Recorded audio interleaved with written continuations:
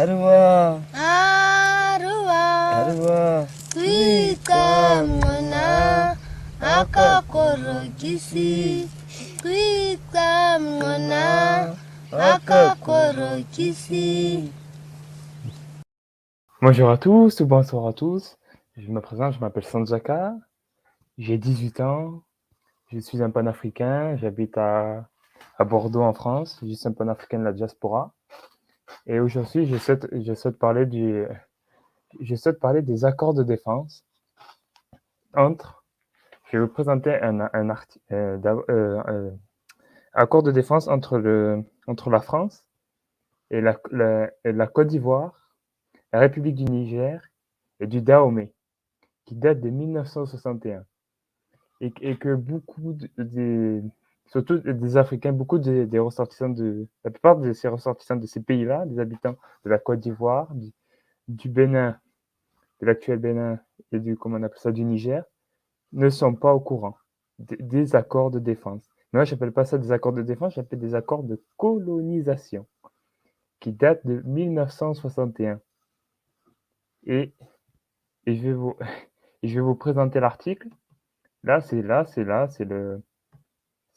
Je vais pas tout vous lire, évidemment.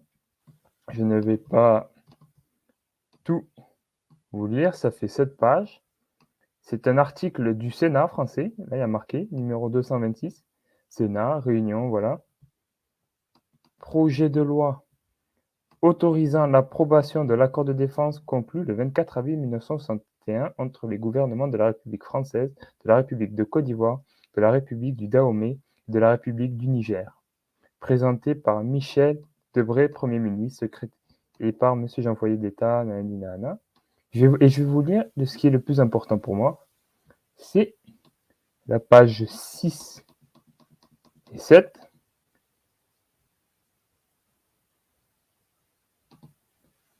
C'est à la page 6 et 7. C'est là.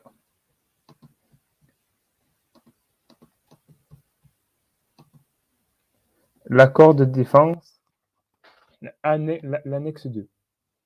L'annexe 2, j'espère que vous voyez bien. L'accord de défense entre le gouvernement de la République française, de la République de Côte d'Ivoire, de la République du Dahomey, l'actuel Bénin, et de la République du Niger concernant la coopération dans le domaine des matières premières et des produits stratégiques. Il s'agit bien d'un accord de défense. Donc déjà, la première question que vous devez vous poser, qu'est-ce que font les matières premières dans un accord de défense? Et les produits stratégiques, c'est-à-dire le minerai, tout ça. Ça n'a aucun rapport avec la défense, avec le militaire. Donc, qu'est-ce que ça vient foutre là-dedans dans des accords militaires, dans des accords de défense militaire? Déjà. Mais bon, lisons la suite. Afin de garantir leurs intérêts mutuels en matière de défense, les parties contractantes, c'est-à-dire la France, le Côte d'Ivoire, le Bénin et le Niger, décident de coopérer dans le domaine des matières de défense, des matériaux de défense et dans les conditions définies ci-après. Premier article, déjà. Les matières premières et produits classés stratégiques comprennent: première catégorie, les hydrocarbures, ou les hydrocarbures liquides ou gazeux. Deuxième catégorie, l'uranium, le thorium, le lithium, le beryllium, le minerai et composés, et tant d'autres. Cette liste pourra être modifiée d'un accord commun compte tenu des circonstances. Mais attendez, c'est pas le tout. Attendez, on va finir quand même cette annexe 2. La République française, article 2, l'article 2, la République française informe régulièrement la République de Côte d'Ivoire, la République du Dahomey et la République du Niger de la politique qu'elle est appelée à suivre en ce qui concerne les matières premières et produits stratégiques compte tenu des besoins généraux de la défense et de l'évolution des ressources de la situation du marché mondial. Attendez. Article 3. La République de Côte d'Ivoire, la République du Dahomey et la République du Niger informent la République française de la politique qu'elles sont appelées à suivre en ce qui concerne les matières premières et produits stratégiques et des mesures qu'elles se proposent de prendre pour l'exécution de cette politique. Mais attendez, Moi, ce qui me gêne, surtout avec l'article 2 et surtout l'article 3, c'est que pourquoi si les États sont soi-disant indépendants, pourquoi la République de Côte d'Ivoire, la République du Bénin, du Dahomey, l'actuel Bénin et du Niger, sont obligés de donner toutes leurs informations de politique, en gros, tout ce qu'ils veulent faire, ils doivent le dire à la France. Pourquoi? Pourquoi ils sont obligés de dire à la France? Est-ce que la Chine font des, comment on appelle ça? À chaque fois qu'ils veulent faire une politique, une loi, je sais pas quoi, ils sont obligés d'aller informer les États-Unis. Est-ce qu'ils font ça, les Chinois? Est-ce que les Russes font pareil pour leur matière stratégique? Dès qu'ils veulent faire quelque chose avec la matière stratégique, ils sont obligés d'aller dire aux Chinois ce qu'ils veulent faire. Et c'est les Chinois qui disent si oui ou non les Russes peuvent le faire. Pourquoi? Pourquoi? Et c'est pas fini, hein. C'est pas fini. Article 4. Article 4. La République de Côte d'Ivoire, la République du Dahomey et la République du Niger facilitent, au profit des forces armées françaises, le stockage des matières premières et des produits stratégiques. Lorsque les intérêts de la défense l'exigent, elles limitent ou interdisent leur exportation à destination d'autres pays. Là, en gros, cet article dit, en gros, la France dit tout ce qui est à vous, la Côte d'Ivoire, le Bénin et le Niger, est à nous. En gros, tout votre sous-sol vous appartient, nous appartient à nous, la France. C'est ça que ça veut dire. Ça veut dire le sous-sol du Bénin, le sous-sol du Niger et le sous-sol de la Côte d'Ivoire appartiennent à la France. C'est appartient à la France. Là, on est en pleine colonisation. On est un an après la décolonisation, les pseudo-décolonisations. Mais regardez cet article 4. C'est pour ça que moi je dis cet accord de défense, ce n'est pas un accord de défense, c'est un accord de colonisation. De colonisation. Voilà, ça c'est un accord comment on appelle ça, de prolongement de colonisation, l'article 4. Dès que regardez, la Côte d'Ivoire est obligée de faciliter le Niger et le Bénin au profit des forces armées françaises, le stockage des matières premières et des produits stratégiques. Non, mais c'est quoi ça? C'est comme s'il y avait un accord commun entre les Russes et les Chinois, et qui disent que les Chinois, les Russes, si la Chine a des problèmes stratégiques de défense, ben, les Russes, ils sont obligés de vendre la moitié de leur pétrole aux Chinois, juste parce que la défense de la Chine est menacée. Dans aucun autre pays, ça se fait. Aucun autre pays signe des accords pareils. Aucun pays signe des accords pareils. Aucun pays dans le monde. À part la France et la République du Niger, du Dahomey. C'est un accord inédit. Il n'y a que la France qui se permet ça avec les Africains. Et attendez, l'article 5. La République française est tenue informée des programmes et projets concernant l'exportation hors du territoire de la République de Côte d'Ivoire, de la République du Dahomey, de la République du Niger, des matières premières et des produits stratégiques en deuxième catégorie, énumérés à l'article 1er. Je vais relire. Article 5. La République française est tenue informée des programmes et projets concernant l'exportation hors du territoire de la République de Côte d'Ivoire, de la République du Dahomey et de la République du Niger, des matières premières et des produits stratégiques de deuxième catégorie énumérés à l'article 1er. Ça veut dire, en gros, tout ce que fait la Côte d'Ivoire, la France doit être au courant. Le Bénin doit être au courant. Et le Niger, la France doit être au courant. En gros, comment on appelle ça? La France a pris en otage ces trois pays. La France prend en otage pas ces trois pays, ces trois peuples. Prend en otage le pays, le peuple et le peuple. Ces trois peuples-là, les Ivoiriens, les Béninois et le Niger, prend en otage officiellement, légalement, tranquillement, le Niger. Depuis 1961, la Côte d'Ivoire, le Bénin, prend en otage le peuple. Et tout va à la France. Tout va à la France et rien ne profite aux Nigériens, aux Ivoiriens et aux Béninois. Rien ne profite à eux. C'est la France qui profite, alors que c'est leur sous-sol. C'est les premiers C'est les premiers qui doivent en profiter de leurs matières premières. Mais non, c'est la France qui rafle tout. Et en ce qui concerne ces mêmes matières premières et produits de la République de Côte d'Ivoire, la République du Dahomey, la République du Niger, pour les besoins de la défense, réservent par priorité leur vente à la République française, après satisfaction des besoins de leur consommation intérieure, et s'approvisionnent par priorité auprès d'elle.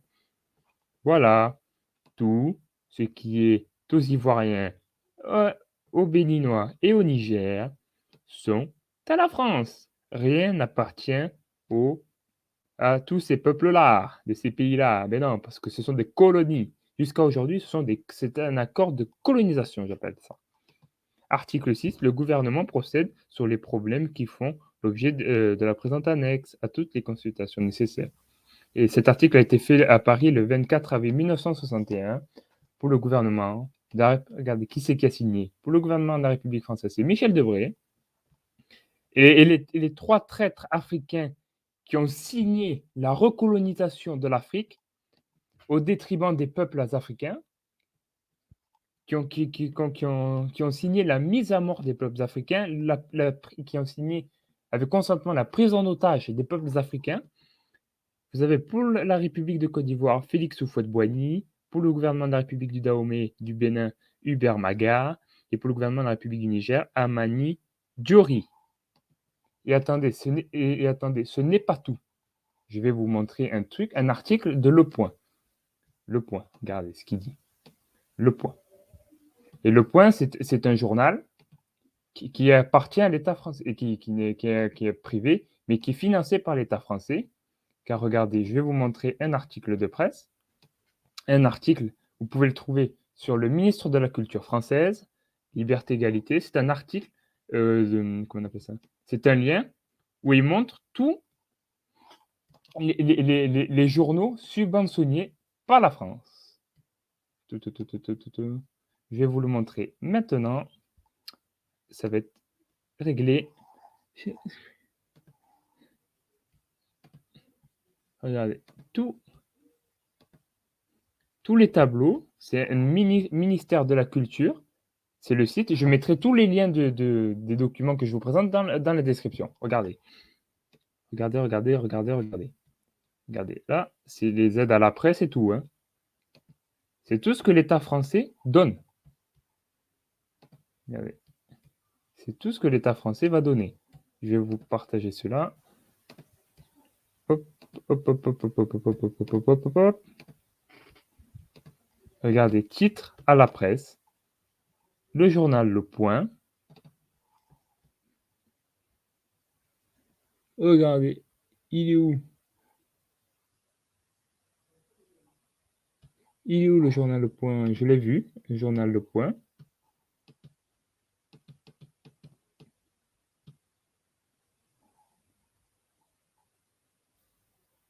Regardez. Lepoint.fr prend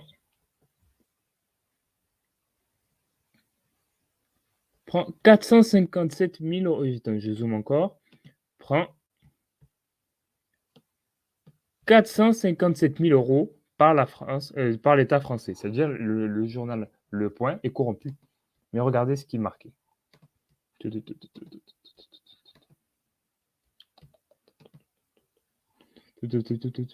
journal Le Point, l'article, voilà.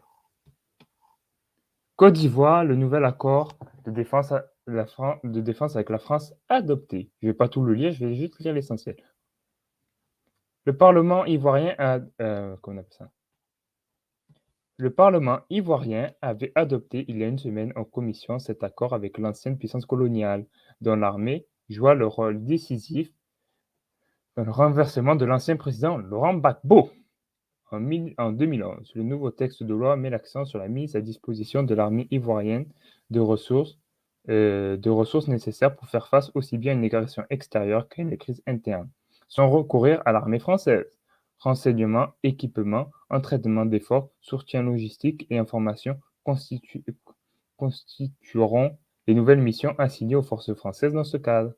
Le traité de partenariat de défense signé en janvier 2012 par le président ivoirien Alassane Ouattara et l'ancien chef de l'État français Nicolas Sarkozy met fin à un accord dit d'assistance militaire technique datant de 1961. Le même article, le texte, le projet de loi que je vous ai montré là, en début. Un an après l'indépendance ivoirienne, le texte conclut pour une durée de 5 ans et renouvelable par tacite reconduction pour de nouvelles périodes de 5 ans. Chaque partie peut dénoncer ce traité déjà ratifié par la France. Voilà. Voilà. Voilà. Et voilà. Voilà. Donc là, je vous ai fait une petite vidéo sur les accords de colonisation. Des colonisations que jusqu'à aujourd'hui, et vous avez entendu, regardez l'article. Pendant 51 ans, la Côte d'Ivoire s'est fait.